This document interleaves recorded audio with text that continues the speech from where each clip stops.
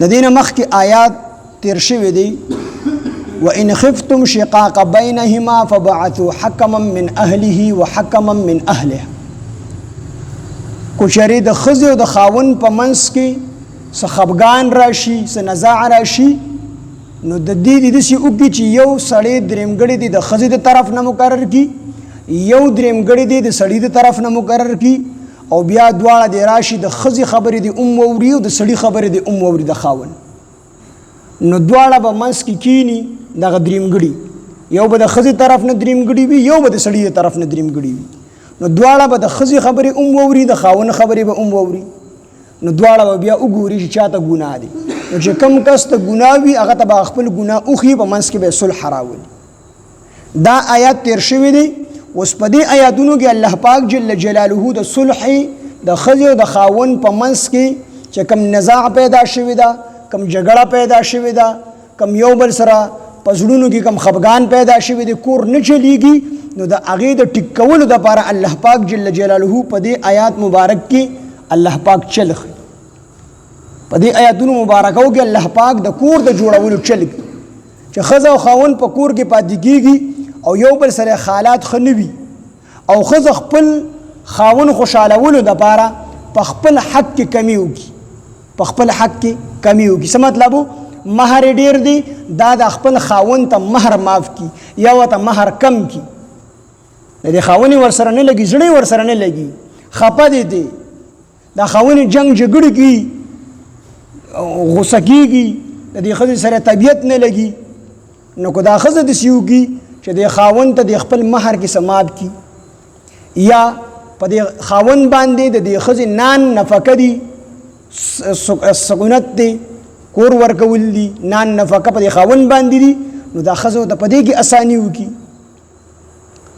د پاره د دې چې د زړه د ښځې طرف ته مایل شي د دې ښځې دا د سړي دا خفګان ختم شي ځکه چې وروسته پسې الله فرمایي چې واحضرت الانفس الشح حاضر کړل شوي دي نفسونه الشح شومتوب ته څه مطلب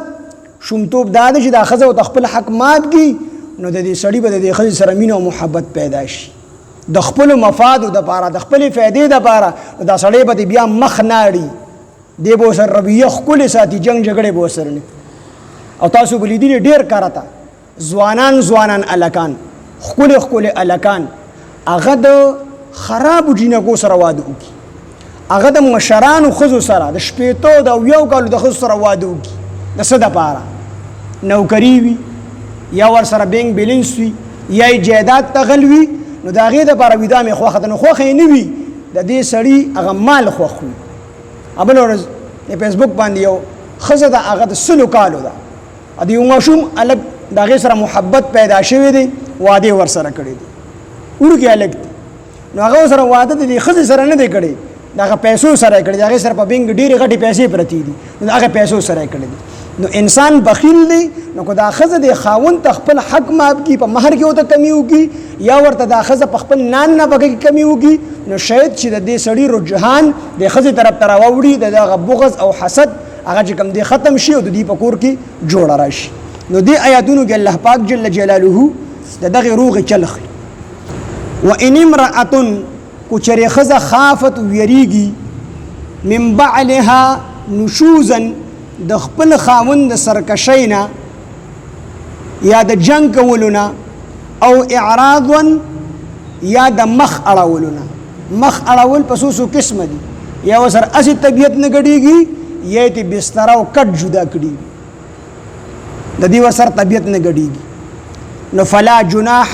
نو هېڅ ګناه نشته دی علیهما په دې دواړو باندې ان یصلحا دا چې دا دواړه وکړي بینهما په مابین د دواړو کې صلح وکړي مصالحت وکړي د یو بل سره ښځه ورته خپل حق پرېږدي یا دا ښځه د سړي نه خفه ده دا خاوند ورته خپل حق پرېږدي نو که دوی په منځ کې صلح وکړي نو په دې کې څه خرابي نشته دی والصلح خیر او صلح ډېره غوره ده واحضرت الانفس الشح او حاضر کړل شوي دي نفسونه الشح شومتوب ته د نفسونو کې دا شومتوب د مخکې نه چې کوم دی موجود دی نو چې دې کله دا ښځه ورته خپل حق پرېږدي نو د به الرډي د هغې سره محبت پیدا شي